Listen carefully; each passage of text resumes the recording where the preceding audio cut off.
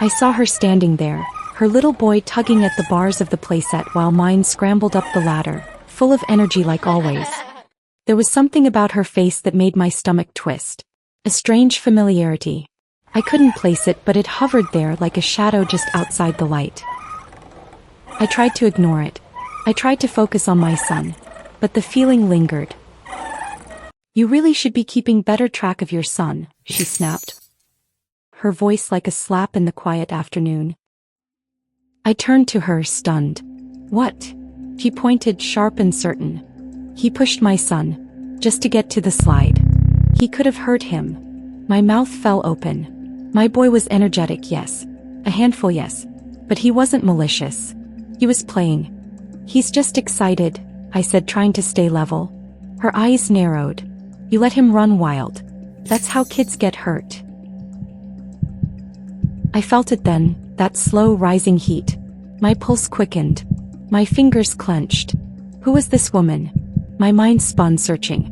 And then, like a match to dry leaves, it lit. Church. Years ago.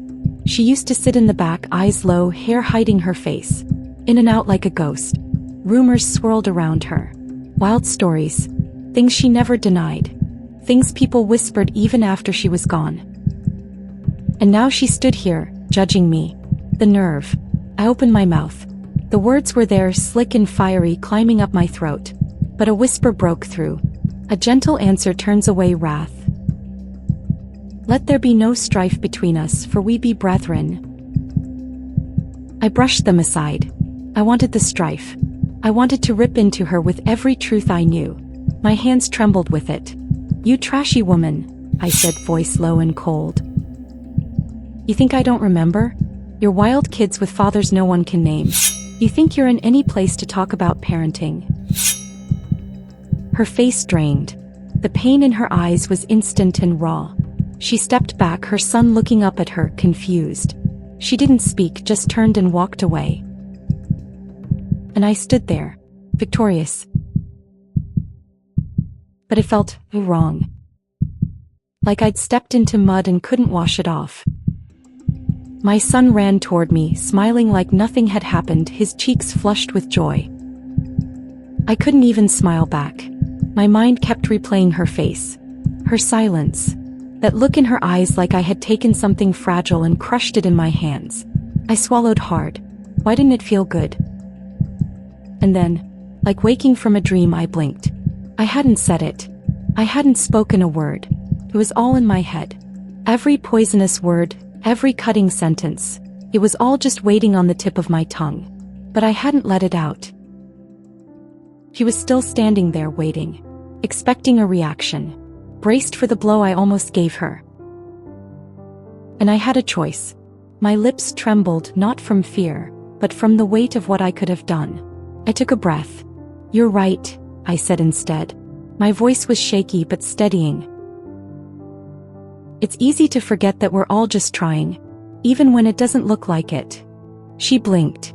Her jaw tightened, then loosened. She didn't speak.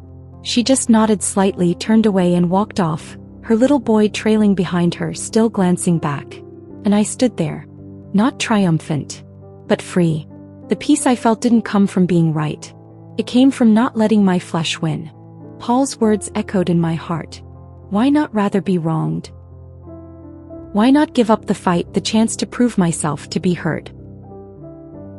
Jesus had done the same. He stood silent before his accusers, knowing that winning the argument wasn't his mission. Winning our souls was. And today mine had nearly slipped. But God, in his mercy, helped me choose better. Some moments test us more than we care to admit. It's easy to stay calm when no one's challenging us. But when someone pokes at our pride, questions our parenting, or drags up a past we've long buried, suddenly silence feels like weakness. The Bible doesn't just tell us to avoid conflict. It tells us to actively pursue peace. That means sometimes you will feel wronged, misunderstood, judged unfairly, and still God will ask you to stand down.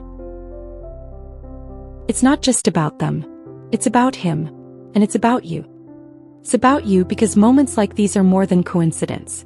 They're tests. God doesn't waste hard situations. He uses them to reveal what's really inside us, and to strengthen the good that's there, to pull us deeper into maturity, into character, and into Christ-likeness. But it's also about Him, because we are in His name. As believers, we're His ambassadors on earth. He's given us His Spirit, His wisdom, and everything we need to represent Him well. So when we ignore His prompting, when we choose self over surrender, we risk misrepresenting the very one we say we follow. The world is watching us. Our children are watching us. And God, He's shaping us. And if we slip, because sometimes we do, it's not the end. Grace meets us there too. And even our stumbles can be used to shape us. Proverbs 15 verse 1 says, "A gentle answer turns away wrath." It's not weakness. It's spiritual strength. It's obedience in the quiet moments that no one claps for but heaven sees. So maybe you're standing at that crossroads right now. Maybe someone's already pressed your buttons and the words are bubbling up. You don't have to prove anything. Let Him win in you. And trust me, you'll never regret it.